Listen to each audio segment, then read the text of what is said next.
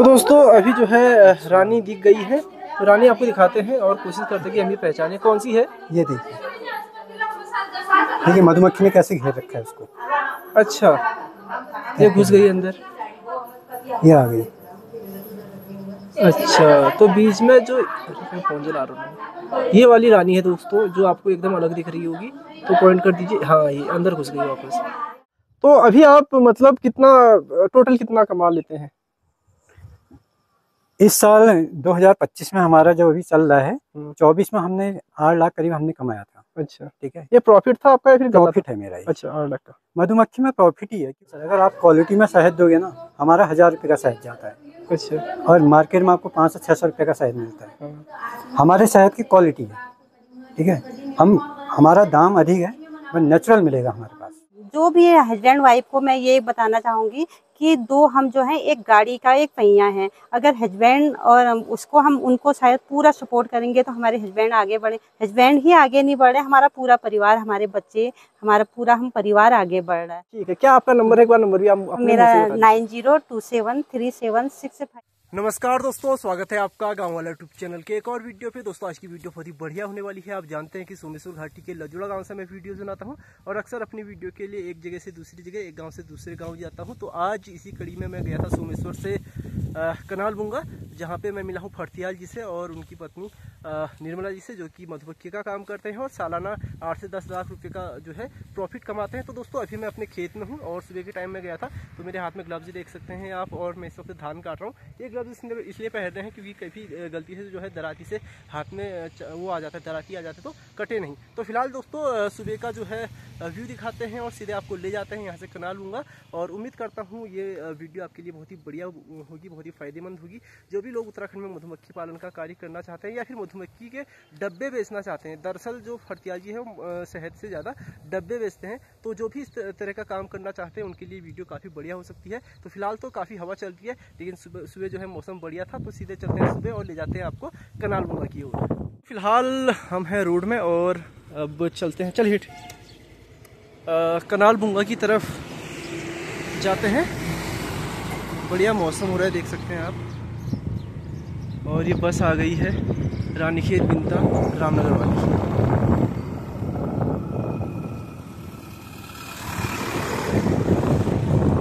तो जी फिलहाल मैं पहुंच गया हूं सोमेश्वर में और इस वक्त नेगी जी की छत पे हूं। चाय वाले हमारे नेगी जी, सोच रहा था कि यहाँ से सामने हिमालय दिखेगा तो उसका आपको विहंगम दृश्य दिखाएंगे, लेकिन अभी दिखना शुरू नहीं हुआ है। हल्का हल्का दिख रहा है, लेकिन कैमरे में उतना कैप्चर नहीं हो रहा। अगर हल्का फुल्का अगर आपको दिख रहा होगा तो नोटिस करना आप, क्योंकि अभी धुंध है पूरी। तो फिलहाल सोमेश्वर में हूँ और यहाँ से अब थोड़ी देर में निकलूँगा कनालबुंगा के लिए। ये देखिए,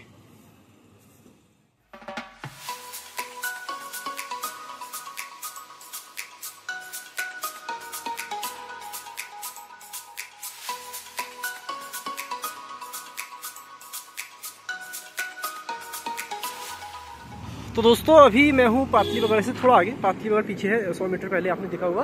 और यहाँ पे ऊपर है निर्मला मधु वैली। ये देखिए, ये बोर्ड लगा हुआ है ऊपर निर्मला मधु वैली का। निर्मला नहीं दिख रही है तो निर्मला जी को दिखा देते हैं। ये है निर्मला मधु वैली। तो यहाँ से अभी क्या है कि हमको ऊपर गांव में जाना है इनके।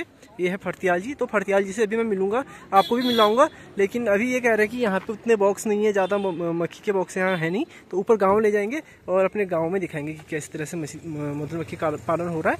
और उसके अलावा मधुमक्खी से जुड़ी एक एक चीज़ आज आपको जानने को मिलेंगी। तो यहाँ से इन्हीं की गाड़ी में चलते हैं और फिर मिलाते हैं आपको फर्तियाल जी से।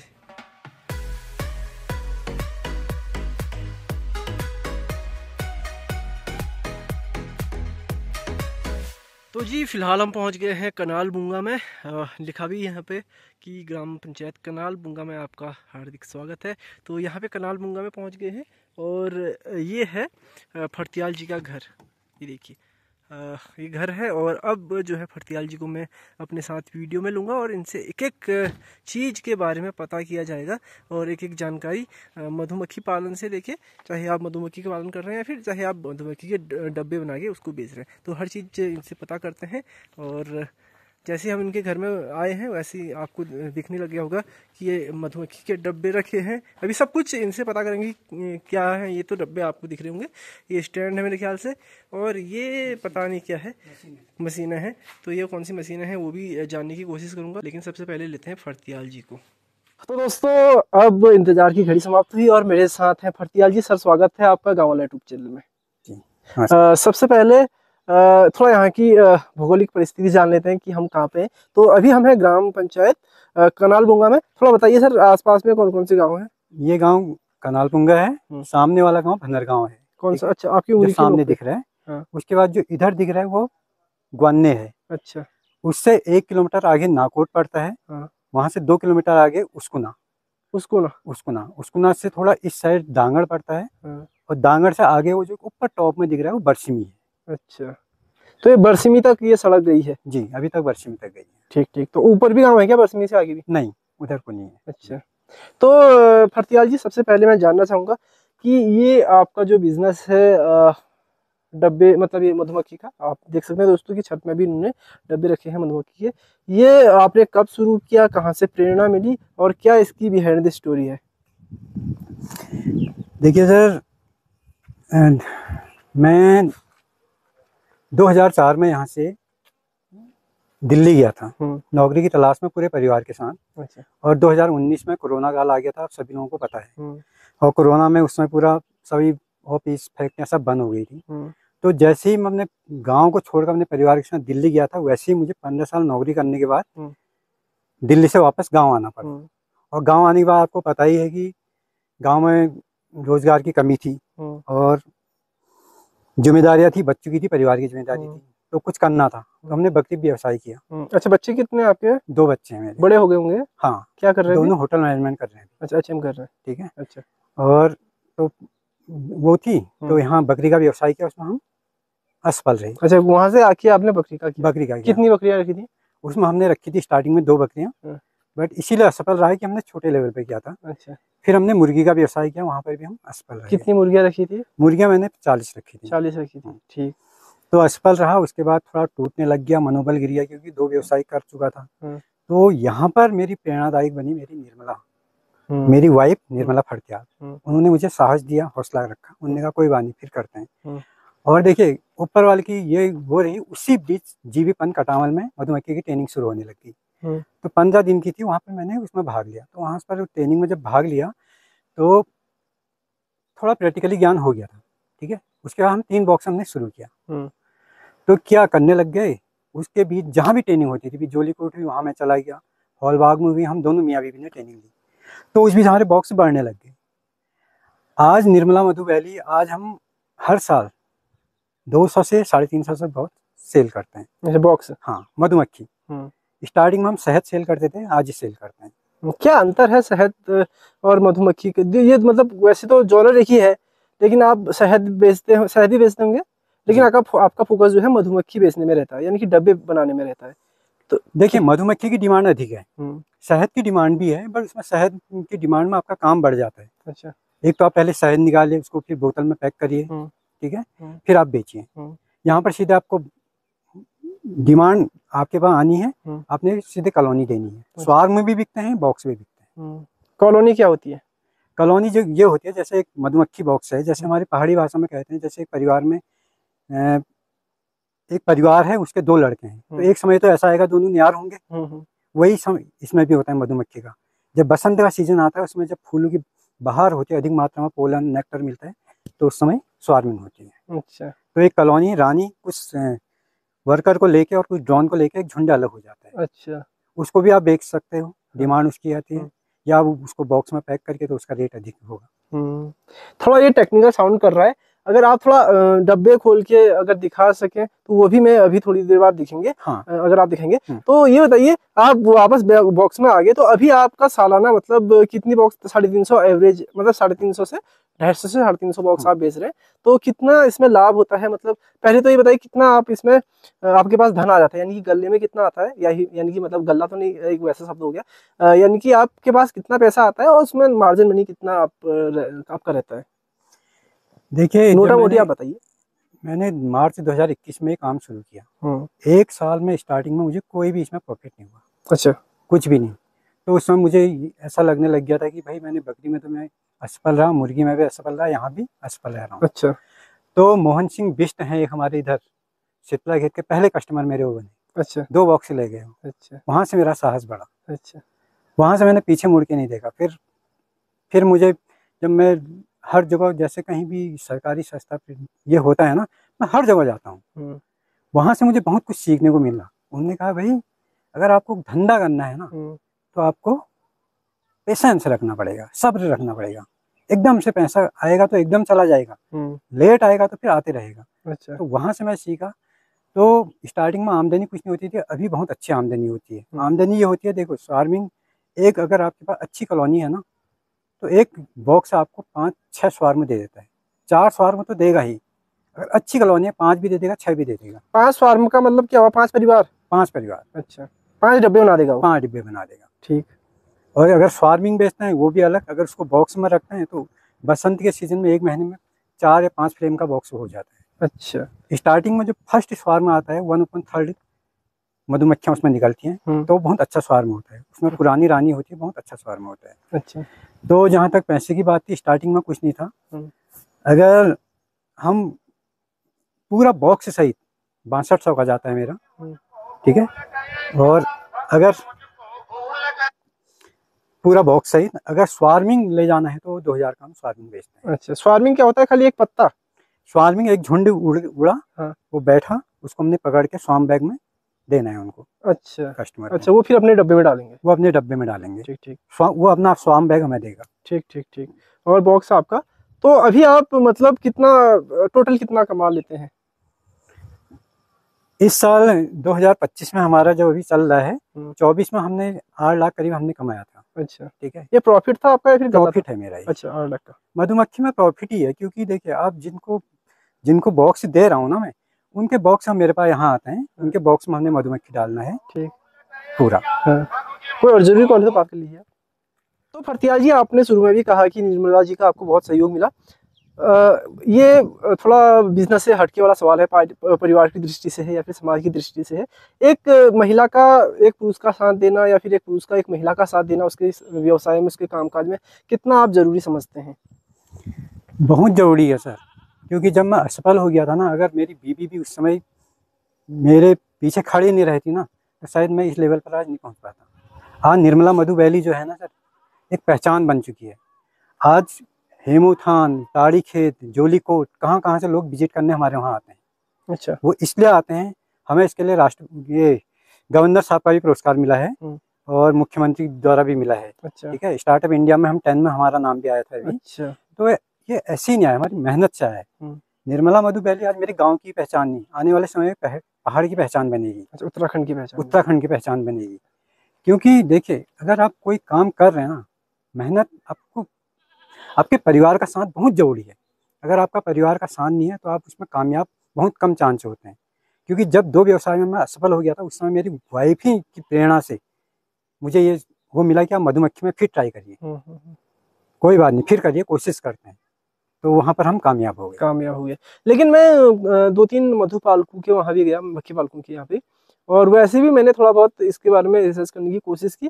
तो मैंने पाया कि जो इसका सक्सेस रेट है हमारे पहाड़ में वो थोड़ा कम है। हालांकि डेयरी का है और बाकी चीज़ों का है, लेकिन ये थोड़ा उतना पारंपरिक काम नहीं है, इसमें लोगों को अनुभव बहुत कम होता है। तो ये इसका सक्सेस रेट कम हो जाता है। कई लोगों की वहाँ से उड़ जाती है मक्खियाँ, कई की बीमार हो जाती हैं।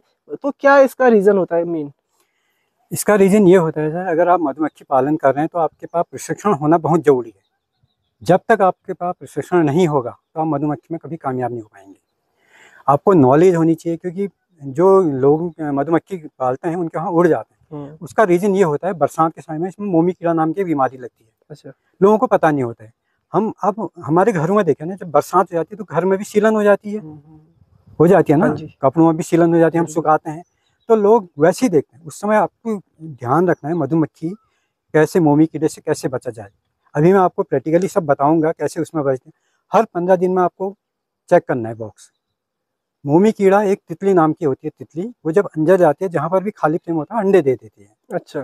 ठीक है। छत्ते में जहां पर उनको छत्ता खाली दिखा, वो अंडा 12 घंटे 24 घंटे के अंदर लार्वा में बदल जाता है। अच्छा। ठीक है, तो वो क्या करती है, जब वो लार्वा में बदल जाता है तो वो छत्ते के अंदर जाल टाइप का बुन देती है।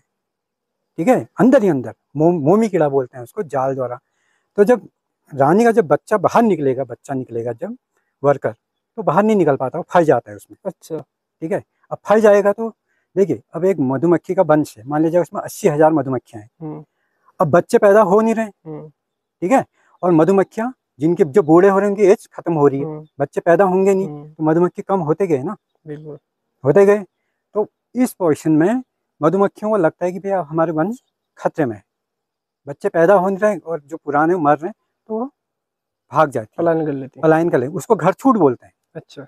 जो स्वार्म होता है वो घर छूट, मतलब उनने बक्साई छोड़ दिया। अच्छा। जो बकछूट, एक बकछूट होता है, बकछूट मतलब मधुमक्खी अधिक हो गए, न्यार हो गए जिसको हम बोलते हैं। अच्छा, ये जो बकछूट और घरछूट वाली बात शब्द बोल रहे हैं, पहाड़ी शब्द है या फिर देसी शब्द है, मतलब हिंदी के शब्द ये पहाड़ी समझो या घरछूट, मैंने जैसे हमने पलायन कर गए। है? ठीक है, हाँ। पलायन के बारे में बताऊंगा आपको। हाँ।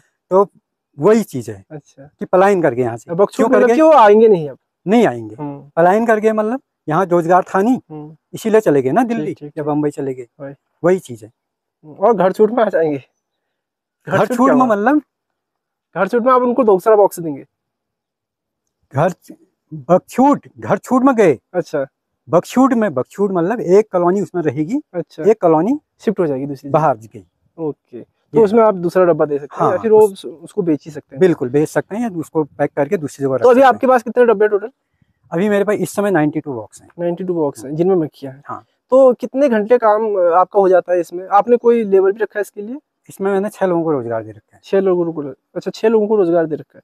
तो 6 लोगों को हम कंटिन्यू नहीं देते हैं, हम फरवरी से जून जुलाई तक कंटिन्यू काम देते हैं उसमें। अच्छा, तो उनकी दिन की दिहाड़ी देते हैं या फिर महीने की? उनको सैलरी के हिसाब से देते हैं। तो 6 लोगों को आपने मतलब कहीं ना कहीं पूरा रोजगार दे रखा है, तो बहुत बढ़िया बात है। तो अभी जो काम होता है, जैसे अभी ये डब्बे हैं, इनमें कुछ आपका कुछ नहीं रहता रोल?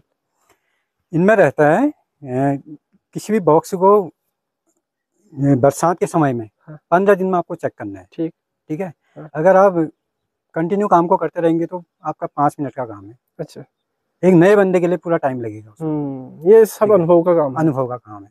मुझे स्टार्टिंग में जब मैंने 3 बॉक्स से शुरू किया था, 3 बॉक्स में मेरा दिन लग जाता था। अच्छा, करते गए आज मैं 92, अभी ये फरवरी मार्च अप्रैल, उस समय मेरे 2-2 250 बॉक्स होते हैं। हाँ। जैसे आप यहाँ देख रहे हो। हाँ। ऐसे अभी मैं आपको एक दूसरा घर दिखाऊंगा आपका वहाँ। हाँ। उस समय मेरे 5 जगह या 7 जगह होते हैं। अच्छा, जितनी अधिक जगह। ठीक, क्योंकि मेरे पास डिमांड आती है, जैसे डिमांड आई, एक लॉट गया, 50 का गया, 60 का गया, दूसरा लॉट तैयार हो जाता है।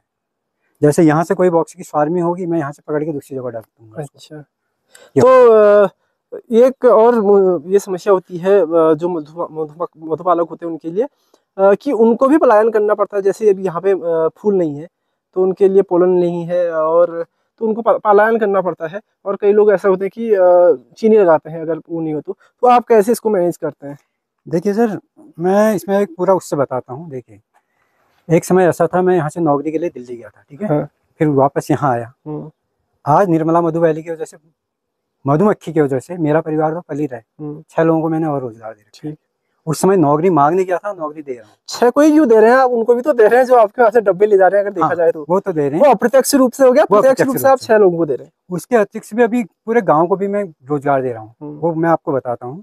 अगर हम मधुमक्खी पालेंगे ना, तो ये हर चीज खेती में जाते हैं, पेड़ों में जाते हैं। आपका मान लीजिए नींबू का पेड़ है, ये पोलन लेने जा रहे हैं, तो आपकी पैदावार में क्वालिटी आ रही है, परागण भी हो रहा है, परागण हो रहा है।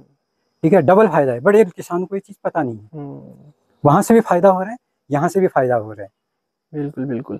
तो अभी ये बताइए, जैसे हमारे पहाड़ में बहुत बड़े स्तर पे तो नहीं कर सकते कोई किसान, क्योंकि कई सारे काम होते हैं, तो कम से कम कितने बॉक्स कोई आदमी रख सकता है? जैसे मैं एक नॉर्मल किसान हूँ, पहाड़ का खेती बाड़ी करता हूँ, तो कितने बॉक्स में मैनेज कर सकता हूँ? वो वहाँ की भौगोलिक स्थिति पर डिपेंड है कि वहाँ पर क्या है। जैसे अभी मैं आपको ये दिखा रहा हूँ। देखिए, मैंने जब ये काम किया, मैंने देखा कि यहाँ पर पोलन की कमी है। ये आड़ू का पेड़ लगा रखा है। ठीक है, आड़ू है। वो बांज का पेड़ लगा रखा है, तो वहाँ पोलन होता है। बांज के पेड़ में भी होता है? हाँ, अभी ये आड़ू का पेड़ तो आपको 2-3 साल में पोलन दे देता है। ठीक है, ये कड़ी पत्ता लगा रखा है मैंने, ये तेज पत्ता लगा रखा है। ठीक है, सदाबहार लगा रखा है। सदाबहार जून जुलाई में बहुत अधिक मात्रा में पोलन होता है, बोतल बुरा सकता है, नीचे आप देखेंगे तो पूरे पेड़ ही पेड़ लगा सकते हैं। तो ये मुझे अभी 1-2 साल में तो रिजल्ट नहीं देंगे, अच्छा, 4-5 साल में मुझे रिजल्ट देंगे। तो आप कुल मिला कह रहे हैं कि एक ऐसा एनवायरनमेंट तैयार कर रहे हैं कि जो मधुमक्खियों के लिए, उनके रहने के लिए बहुत उपयुक्त होगा। हाँ। तो फिलहाल आपने इतने डब्बे यहाँ रखे हैं और इसके अलावा नीचे रखे हैं और कुछ आपने घर में रखे हैं, तो अलग अलग जगह आपने डब्बे रखे हैं। तो अभी हम वापस नीचे चलेंगे निर्मला मधु वैली में, और वहाँ मैं चाहूँगा कि आप थोड़ा उसको खोल के दिखाएं और थोड़ा बढ़िया से लोगों को जानकारी हो जाएगी टेक्निकली कि क्या वो होता है, क्या बोलते हैं उसको, स्वार्मिंग, क्या बोलता है आपने शब्द? स्वार्मिंग होता है, क्या कुछ होता है वो आप हम अभी खोलेंगे तो उसके बाद हमको पता चलेगा। तो चलते हैं नीचे की ओर और वापस निर्मला मधु वैली में चलते हैं, और कोशिश करूंगा कि जो मैम है उसको भी मैं लूँ कैमरे में। तो वैसे इसकी कौन सी प्रजाति है ये Apis Serena indica. Apis Serena indica, और एक ही प्रजाति की रखते हैं यहाँ। मेलोफेरा नहीं पल पाएगी। अच्छा। क्योंकि वो जून जुलाई ये नवंबर दिसंबर जनवरी में सर्वाइव नहीं कर पाती है यहाँ। अच्छा, उस समय वो मर जाती है। नहीं तो आप उसको भी पाल सकते हैं, बट उस समय ठंड में वो सर्वाइव नहीं कर पाती। ये कहीं भी सर्वाइव कर लेती है। अच्छा, इंडिका। हाँ, तो ये थोड़ा कहते हैं आक्रामक होती है उससे। हाँ, आक्रामक होती है। आक्रामक कुछ नहीं होती है, आदमी को खोलना अच्छी तरह से वो आना चाहिए। अच्छा, आप देखिए कोई भी प्राणी है कभी भी किसी को नुकसान नहीं पहुंचाते। आपने ध्यान दिया है, मनुष्य से बड़ा तो कोई वो नहीं है, कोई नहीं है, मनुष्य है कि नहीं है, कोई भी नहीं है। अब किसी को आप छेड़ोगे तभी होगा ना। अब हम फ्रेम, अभी मैं आपको प्रैक्टिकल में बताऊंगा, आप आराम से करेंगे। हम तो बिना जाली के ही देखते हैं। अच्छा, बिना गलत जगह पकड़ते हैं क्योंकि आपको अब अनुभव हो गया। अब लोगों के मेंटली में ये है काटेंगे, अगर आपको काट भी रहे ना, आपकी इम्यूनिटी बढ़ रही है। अच्छा, आपके ये पैरों का दर्द खत्म हो रहा है। अच्छा। कई चीजें इससे फायदा है। इनका डंक इतना महंगा बिकता है ना, जिसके तो हम सोच भी नहीं सकते। ऐसे मैंने भी ऐसे सुना है कि बहुत महंगा इनका डंक बिकता है। तो कैसे इकट्ठा होता होगा? इनका छोटा सा तो होता है, दिखता भी नहीं है।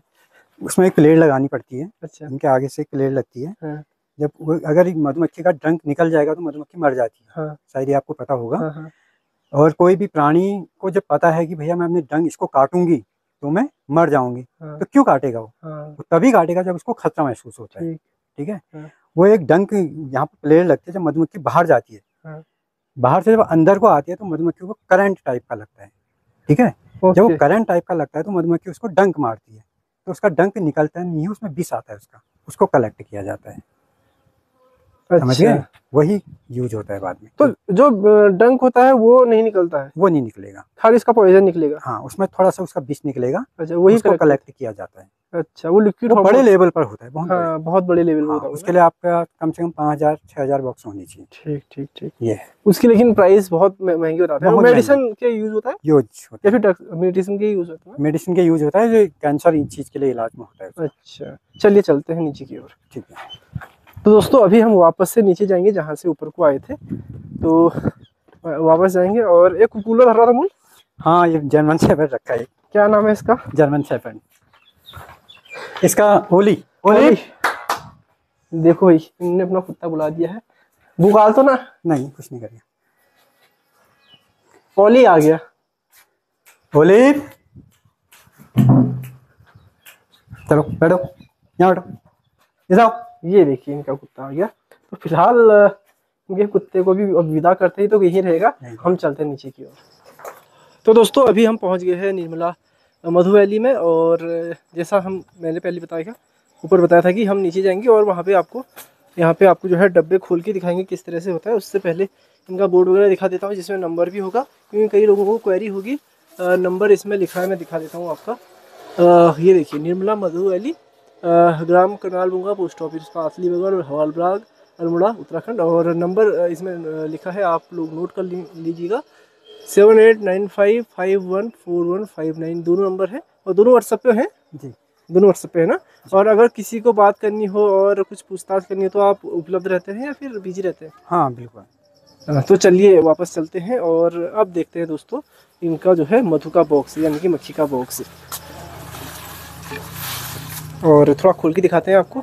और ये बताएंगे सर कि किस तरह से कौन पोर्शन क्या कहलाता है, उसके अलावा मक्खी कौन सी है, सब चीज़ हम जानने की कोशिश करेंगे। उस तरफ आप चले जाइए, अगर सही जैसी तुमको समझना ठीक करो। ठीक है। तो ये इसमें हनी बॉक्स भी लगा है? इसमें हनी बॉक्सिंग लगा है, ये शिशु खंड है पूरा। अच्छा, देखिए हमने इसमें स्टैंड लगा रखा है और ये कटोरे लगा रखे हैं, पानी रखा है। इसलिए रखा है कि अगर कभी हम इनको सिरप दें, चीनी दें, तो जिससे चींटी ना आ जाए ऊपर। अच्छा, इसलिए पानी इसमें इसलिए रखा है, हाँ, ताकि चींटी के बचाव के लिए। ये टॉप कवर होता है, ठीक है। ये हमने बोरा इसलिए लगा रखा है अभी, बोरा क्योंकि अभी बरसात का मौसम है, मोमी कीड़े से बचने के लिए।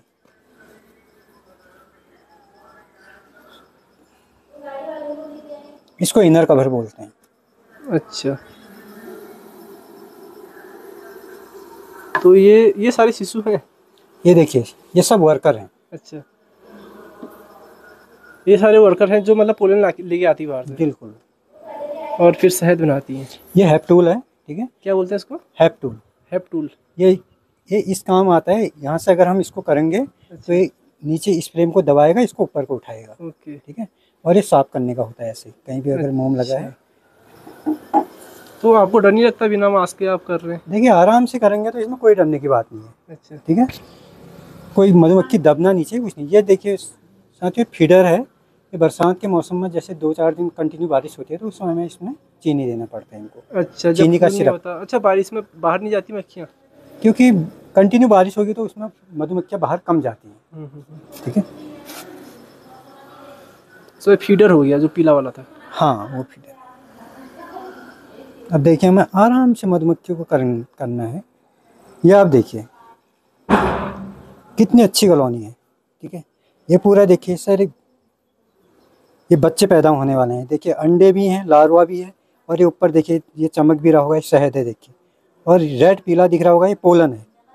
ये पोलन ही फिर शहद बनता है। ओके, तो ये सारी मक्खियाँ हैं। ये सिर्फ तो हमारे यहाँ कहते हैं मोनापुर में हर गल्ला चटका लो, ये चटको नहीं नजर है। बाप रे। नहीं, अगर आप आराम से खोलेंगे, देखिए एक भी नहीं काटेगा। तो ये सारी वर्कर है। ये सारी वर्कर हैं। तो जैसे ये आपने इसमें ना मतलब इसको ट्रे बोलेंगे, क्या बोलेंगे? ये फ्रेम। अच्छा, फ्रेम। तो ये इसमें जैसे 6 फ्रेम है इसमें। तो 6 फ्रेम है, तो ये 6 परिवार बुलाएंगे बाद में जब इसको आप? नहीं, ये पूरी एक ही कॉलोनी है। एक ही कॉलोनी है? पूरी एक ही कॉलोनी है। ठीक, तो इसमें से अलग अलग कॉलोनी में? इसमें अलग तब होगी जब ये नीचे पूरा भर जाएगा, इसके ऊपर सुपर आएगा, उस समय भर जाएगा और बाहर अधिक मात्रा में पोलन मिलेगा। तो जो पुरानी रानी होती है वो कुछ मधुमक्खियों को लेके एक झुंड निकल जाता है। उसमें रानी होगी, वर्कर होंगे और ड्रोन होंगे। तो वो झुंड आप कहाँ बैठाते हैं या फिर वो खुद ही? वो बैठ जाता है। 99% है कि वो 10 मीटर के अंदर बैठ जाएगा वो। अच्छा, 10 मीटर के अंदर। अच्छा, कोई 1% होता है जो भाग जाते हैं। अच्छा, 10 मीटर के अंदर कुछ समय बैठेंगे, उसी बीच आपको उसको स्वाम बैग में पकड़ लेना है। अच्छा, उसको पकड़ के आप उसको शाम को दूसरे बॉक्स में डाल सकते हैं। वही मैं पूछ रहा था। ये जो आपको लाल लाल दिख रहा है किसी किसी मक्खी के पैरों में, वो है पोलन जो बाहर से वो लेके आ रही है अपने साथ। फूल से मतलब रस जो ला रही है। तो फिलहाल अभी तो रानी मिल नहीं रही है, और रानी मिलेंगी तो आपको दिखाएंगे, तो नहीं मिलेंगी तो फिर कहाँ से दिखाएंगे? होगी रानी बॉक्स में ही ना? पक्का होगी। अभी दिखाते हैं, मिलेगी कहीं ना। तो अच्छा, ये बताइए ना फरतिया जी, जो एक मक्खी होती है उसकी एज क्या होती है? इसकी उम्र कितनी रहती है? वर्कर मधुमक्खी की एज 42 दिन होती है। केवल 42 दिन? 42 दिन। बट मौसम के अनुसार इनकी एज ऊपर नीचे हो जाती है। अच्छा, और वही एक रानी की एज 2 से 5 साल तक जीती है रानी। अच्छा, रानी की एज 2-5 साल होती है? हाँ, अंडा एक ही है। अच्छा, उस अंडे से वर्कर भी पैदा हो रहा है, डॉन भी पैदा हो रहा है, रानी भी पैदा हो रही है। अच्छा, ड्रोन क्या काम करती है? डॉन रानी के संग मीटिंग के लिए। अच्छा, उसके अति उसका कोई काम नहीं है। अच्छा, जो मतलब अच्छा। तो ड्रोन की संख्या कितनी रहती है बॉक्स में? ड्रोन की संख्या एक बॉक्स में 500 तक रहती है। 500 तक? हाँ, वो भी। और रानी एक ही रहेगी? रानी एक ही रहेगी। तो एक बार में कितने अंडे देती है रानी? रानी नेक्टर के हिसाब से अंडे देती है। जिस हिसाब से नेक्टर आता है बाहर से ना, अच्छा, उस हिसाब से 1000 से 2000 तक अंडे दे देती है। अच्छा। अगर नेक्टर अधिक मात्रा में आएगा तो 2000 तक देगी। अच्छा, हर रोज? हाँ, खासकर ये बसंत के समय में। ओके। तो जो 2000 अंडे होते हैं उसमें लार्वा कितना बनता है? सभी का अंडे सभी का बन जाता है? हाँ, सभी का लार्वा बनेगा। ओके। तो लगभग 90% प्लस ही होता है उनका रेशियो बिल्कुल। मक्खी बनने का अंडों से। तो फिलहाल कोशिश कर रहे थे कि हम मिले हमको रानी, अभी तो रानी दिख नहीं रही है। तो दोस्तों अभी जो है रानी दिख गई है, तो रानी आपको दिखाते हैं और कोशिश करते हैं कि हम ये पहचाने कौन सी है। ये देखिए मधुमक्खी ने कैसे घेर रखा है उसको। अच्छा, ये घुस गई अंदर, ये आ गई। अच्छा, तो बीच में जो फोन जला रहा हूँ, ये वाली रानी है दोस्तों, जो आपको एकदम अलग दिख रही होगी, तो पॉइंट कर दीजिए। हाँ, ये अंदर घुस गई वापस। तो ये रानी है और पूरा जो बॉक्स है इसी रानी के ऊपर टिका हुआ है ना? बिल्कुल बिल्कुल। तो अभी फरतियाल जी का बहुत बहुत धन्यवाद करते हैं, और अब जो इनकी वाइफ है यानी कि जो मैडम है निर्मला जी, उनसे बातचीत करते हैं और थोड़ा जानते हैं कि कैसे उन्होंने इनको मोटिवेशन दिया कि ये काम किया जाए, और उसके अलावा क्या क्या चुनौतियाँ आती हैं, क्योंकि वो भी काफ़ी कुछ जानती हैं मधुमक्खी के बारे में। क्यों फरतियाल जी? हाँ। एक और ख़ास बात ये बताने की कोशिश देखिए, हर बॉक्स में इससे ये मिलना होना चाहिए, ठीक है? किससे क्या? ये दो फ्रेमों के बीच में जो गैप है, इसको बिल्कुल इसमें मिला होना चाहिए। अच्छा। लोग इसको ऐसे छोड़ देते हैं जिससे मुंह में कीड़ा लग जाता है। पूरा इससे ये, अगर हमें कोई खाली फ्रेम लगाना है, जैसे अभी हमारे 5 फ्रेम फुल हो गए, तो यहाँ पर लगाना है। चिपका के लगाना है? हाँ, यहाँ पर लोग बीच में लगा देते हैं, उसमें क्या होता है, अच्छा, एक साइड से लगाना है। साइड से लगाना है। अगर बीच में लगाएंगे तो इस फ्रेम को छोड़ देते हैं, तो मुंह में कीड़ा अटैक कर देता है। यही नॉलेज नहीं होती लोगों को, यही जो थ्योरी है अच्छी तरह से ज्ञान होना चाहिए। और एक चीज़ देखिए ना, एक बॉक्स वो करने के लिए 5 से 6 हज़ार की ज़रूरत होती है। हर बंदे के पास आज की डेट में 10,000 का मोबाइल है, और मोबाइल के लिए 10,000 इसके पास है। अगर उससे कहोगे आप 10,000 में आप एक बिजनेस शुरू करो, वो कहेगा मेरे पास पैसे नहीं है। हाँ, यही हमारे पहाड़ की धारणा है। निर्मला मधु वैली इसी ये काम कर रही है सर। मेरा मकसद ही ये है कि जो हमारे पहाड़ से जो पलायन हो रहा है, इसको कैसे रोका जाए। इसके लिए हमने स्वरोजगार की ओर बढ़ने, अपने गांव के नौजवानों को इधर के, और जो भाई बहन हैं जो पलायन कर रहे हैं, हम उनसे कहते हैं कि भैया आप यहाँ करिए ना, छोटा मोटा व्यवसाय करिए, ठीक है? आज भारत सरकार ने हर गांव में सड़क पहुंचा दी है, हर घर में पानी की व्यवस्था करके, तो हमारा भी कोई दायित्व तो बनता है, ठीक है? छोटा छोटा काम करके हम आत्मनिर्भर होंगे, देश आगे बढ़ेगा, तभी बढ़ेगा ना। तो उसके लिए हमें मेहनत करनी पड़ेगी। बिल्कुल। मैं गांव-गांव में लोगों को रोजगार के बारे में बताता हूँ, स्वरोजगार के बारे में बताता हूँ। अच्छा, आप ट्रेनिंग भी देते हैं? ट्रेनिंग भी देते हैं, ट्रेनर के रूप में हर कुछ करते हैं, बट अपने पर खर्च नहीं करेगा बंदा। अगर उसके बाद आज उसका मोबाइल टूट जाए, आप यकीन मानिए 1 हफ्ते के अंदर नया मोबाइल ले आएगा 10,000 का, और 10,000 का उससे हो गया अपने पे काम कर, बोलेगा पैसे ही नहीं है। क्या गारंटी है? अरे गारंटी तो आदमी की भी नहीं है कि? आप बताइए, गारंटी किसी चीज़ की नहीं है। अच्छा, लेकिन ये बताइए ना सर, जैसे मैं देखता हूँ कई बार जो हमारे गांव में मैं देखता हूँ कि बहुत सारे क्या है कि बाहर से लोग शहद बेचने आते हैं। तो क्या जैसे कोई अगर शहद का काम कर रहा है, इससे आप तो खैर डब्बे बेच रहे हैं, मतलब मक्खी बेच रहे हैं, लेकिन कोई शहद बेचना चाहता है, तो क्या शहद बेचना चुनौतीपूर्ण रहता है? चुनौतीपूर्ण कुछ नहीं रहता है सर। अगर आप क्वालिटी में शहद दोगे ना, हमारा 1,000 रुपये का शहद जाता है। अच्छा। और मार्केट में आपको 500 से 600 रुपये का शहद मिलता है। हमारे शहद की क्वालिटी है, ठीक है? हमारा दाम अधिक है, पर नेचुरल मिलेगा हमारे पास। अच्छा, लेकिन उसको बेचने में आपको दिक्कत नहीं होती? मतलब बाजार आपके पास उपलब्ध रहता है? कोई दिक्कत नहीं होती। हमारे पास तो डिमांड इतनी आती है शहद की, हमारे पास शहद की मांग इतनी है कि हमारे पास शहद निकलता ही नहीं उतना। अच्छा, क्योंकि पहाड़ का शहद नेचुरल है ना, मधुमक्खी छोटे से छोटे उसमें जा रही। पहाड़ का मतलब समझते हैं आयुर्वेद है यहाँ। हमें पता ही नहीं है कितने घास में से फूल लाते हैं, हमें पता ही नहीं हो कौन सी घास है, पर मधुमक्खी को पता है ना। ऊपर वाले ने हर एक को हर चीज़ दे रखा है, किसमें क्या आयुर्वेद है हमें पता ही नहीं। बिल्कुल। पहले से कहते थे ना भैया, बच्चा पैदा होता है, क्या कहते थे भैया, इसको मिठास कराओ, कहते थे ना।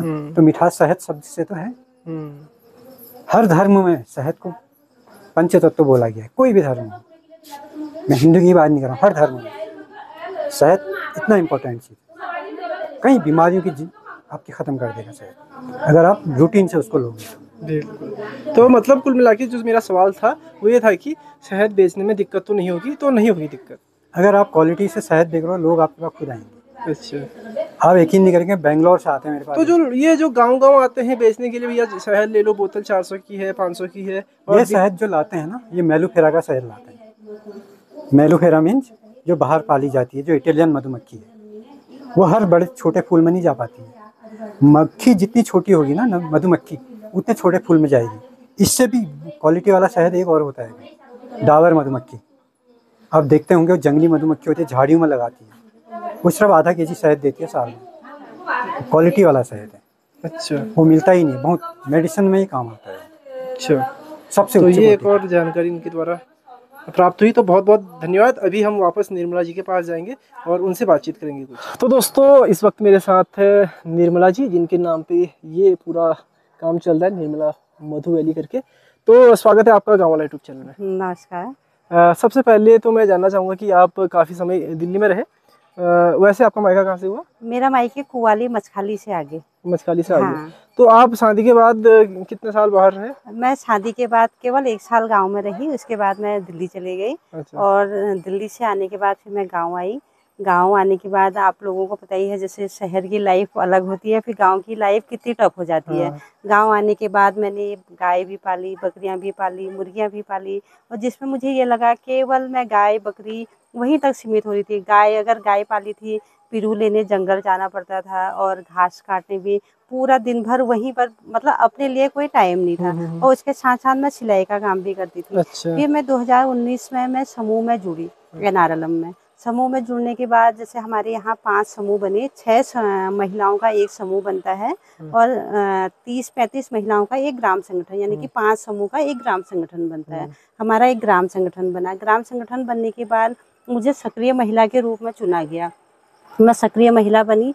उसके बाद मैंने CRP जैसे समूह में, उसमें NRLM में CRP होती है, सीनियर CRP होती है, फिर IPRP होती है। फिर मैं CRP की ट्रेनिंग लेने गई रुद्रपुर। फिर मैं CRP की ट्रेनिंग पास करके आई। तो मेरा काम था कि गांव में जाके फिर मैंने गाय बकरियों के अलावा मैंने समूह में गांव-गांव जाके समूह बनाने स्टार्ट किए। महिलाओं का इकट्ठा करके समूह बनाती थी, ग्राम संगठन बनाती थी, क्लस्टर बनाती थी।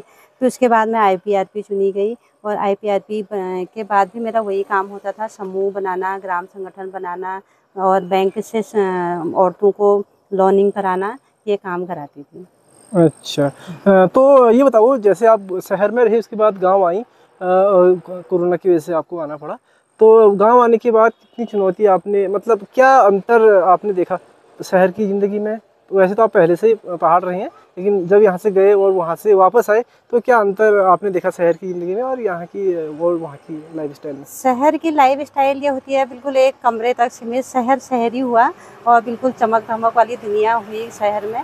हम घर से बाहर निकलते हैं, वहीं पर हमें सब कुछ मिल जाता है। लेकिन गांव आके बिल्कुल टफ लाइफ होती है। गांव आके लाइफ मेरी तो ऐसी टफ लाइफ थी कि मैंने गाय, मतलब आप खुद समझ सकते हो, एक बार मैं 15-16 साल अगर दिल्ली रही, उसके बाद मैंने गाय भी पाली, बकरियां भी पाली, मुर्गी भी पाली। मतलब कितना स्ट्रगल मैंने किया होगा, आप खुद अपने आप समझ सकते हो। ये मैं अगर बयां करूं तो मतलब ज़्यादा हो जाएगा फिर। हाँ, लेकिन हर किसी के मन में आज चाहत है, महिलाओं के मन में चाहत है कि वो शहर रहें और इस मतलब मिट्टी से, गोबर से जुड़े काम या फिर जिसमें भी श्रम ज़्यादा होता है, शारीरिक श्रम ज़्यादा होता है, उससे थोड़ा दूर रहें, स्मार्ट वर्क करें। ये मतलब सबकी चाहत है। कई लोगों की ऐसी भी चाहत है कि वो वर्क ही ना करें, मतलब शहर जाए तो वहाँ मतलब एक हाउस वाइफ के तौर पे काम करें। आपने भी आपने वहाँ जॉब किया या फिर ना, मैं हाउस वाइफ हाँ, थी तो दिल्ली में। एक चाहत यही है आजकल हाँ। की लड़कियों की, मैं जी। बात कर रहा हूँ। तो क्या उनको संदेश देना चाहोगे कि अगर वो यहाँ कुछ कर सकती है तो क्या क्या यहाँ पे अपॉर्चुनिटी यहाँ है? करने वाले के लिए कोई भी कमी नहीं है। मैं खुद ही मशरूम का काम करती हूँ। केवल मैं सर्दियों में बटन मशरूम का काम करती हूँ और मशरूम की कंपोस्ट में वही 10,000-12,000 रुपये की मैं कंपोस्ट खरीदती हूँ। और 30-35 हज़ार रुपये में केवल एक सीजन में, ये अक्टूबर से लेके फरवरी मार्च तक मैं मशरूम लगाती हूँ। 35 हज़ार रुपये मैं कमाती हूँ। और उसके अलावा मैं कैटरिंग का काम भी करती हूँ और वही अपना NRLM में और जैसे समूह बनाना, बैंक से जुड़ी बैंकों का काम करती हूँ, लोनिंग वोनिंग का करती हूँ। अगर गांव में चाहे तो कुछ भी कर सकते हैं। शहर की लाइफ केवल, मैं जहाँ तक मैं अपना कहती हूँ, केवल एक कमरे में कैद होना होता है। क्योंकि हम एक कमरे में कैद, ना तो हम उधर वाले से बात कर सकते हैं ना उधर, और बिल्कुल एक कमरे में जैसे हम अपने गाय बकरियों को बंद कर देते हैं, वही लाइफ होती है। अच्छा। हाँ, अभी मैं फर्तिया जी से बात कर रहा था तो उन्होंने बताया कि अभी जो भी हमारी सक्सेस स्टोरी है उसके पीछे आपका बहुत बड़ा रोल है, क्योंकि आपने बहुत बढ़िया मोटिवेशन उनको दिया था जब उनका काम यहाँ पे आके चल नहीं रहा था। तो कितना ज़रूरी होता है एक पत्नी के लिए पति की मदद करना या फिर एक पति के लिए पत्नी की मदद करना, कैसे आप इसको देखते हो? हम जो भी हस्बैंड वाइफ को मैं ये बताना चाहूँगी कि दो हम जो है एक गाड़ी का एक पहिया है। अगर हस्बैंड और उसको हम उनको शायद पूरा सपोर्ट करेंगे तो हमारे हस्बैंड आगे बढ़े। हस्बैंड ही आगे नहीं बढ़े, हमारा पूरा परिवार, हमारे बच्चे, हमारा पूरा हम परिवार आगे बढ़ रहा है। अगर वाइफ अगर कुछ कर रही है, कुछ काम करती है, बाहर जॉब करती है, तो हस्बैंड को भी पूरा साथ देना चाहिए। अच्छा, तो आप कह रहे हो कि गाड़ी के पहिए हैं और दोनों को बराबर चलना चाहिए। एक निकल जाएगा तो गाड़ी गिर जाएगी, है? गिर जाएगी। तो बहुत बहुत धन्यवाद बातचीत करने के लिए। उम्मीद करता हूँ ये आपकी बातचीत, आपकी बातें लोगों को पसंद आएंगी। और फिर से आपका एक बार बोर्ड दिखा देते हैं। ये बोर्ड है दोस्तों, निर्मला मधु लिखा हुआ, इसमें नंबर भी दिया है। आपको चाहे ये बॉक्स लेने हो या फिर कॉलोनी लेनी हो और शहद लेना हो या बी से रिलेटिव जो भी सामान चाहिए आपको, मशीन चाहिए, मोम सीड चाहिए, खाली बॉक्स चाहिए, कैप चाहिए, ग्लव भी चाहिए, हर चीज आप लोगों को मिल जाएगा। उसके अलावा ट्रेनिंग भी चाहिए तो हाँ, ट्रेनिंग भी मिल जाएगी। और मशरूम लेना हो, मशरूम भी मिल जाएगा आपको। अच्छा, बटन मशरूम। ठीक है, क्या आपका नंबर है? एक बार नंबर भी आप मेरा 9027376545। बिल्कुल, ये इनका नंबर है। और अच्छा, ट्रेनिंग कैसे देते हैं फर्तियाल जी? ऐसे कोई समूह हो उसको देते हैं, पर्सनली तो जाना संभव हो? नहीं, ऐसे समूह के तौर पे, जैसे 20-22 गांव में, कोई भी गांव में 20-22 से या 25-26 महिलाएं या आदमी आप इकट्ठा करके आप कहोगे कि हमारे यहाँ आके आप ट्रेनिंग दो, तो सर तब संभव हो पाएगा ना? तो बहुत बहुत धन्यवाद। तो दोस्तों, ये थे फर्तियाल जी, और उम्मीद करता हूँ इनसे मिलकर आपको बहुत ही बढ़िया लगा होगा और कुछ ना कुछ सीखने को ज़रूर मिला होगा। तो आज की वीडियो को अभी यहीं पे समाप्त करते हैं। असूस का महीना लगा हुआ है और बहुत बिजी हूँ, मतलब धान काटने में, धान मारने में। आपको बताइए, अगर आप उत्तराखंड से हैं तो आजकल जो है हमारे यहाँ पे धान हो जाता है और हमारे सोमेश्वर वाली बेल्ट में धान की बहुत बढ़िया खेती होती है। तो इस वजह से जो है खेतों का काम बढ़ जाता है। तो इसलिए आज की वीडियो को समाप्त करते हैं। मिलते हैं आपको एक और वीडियो के साथ। अपना काम करता हूँ, तब तक के लिए टाटा बाय बाय, टेक केयर, अपना ख्याल रखिए। जय श्री राम, टाटा।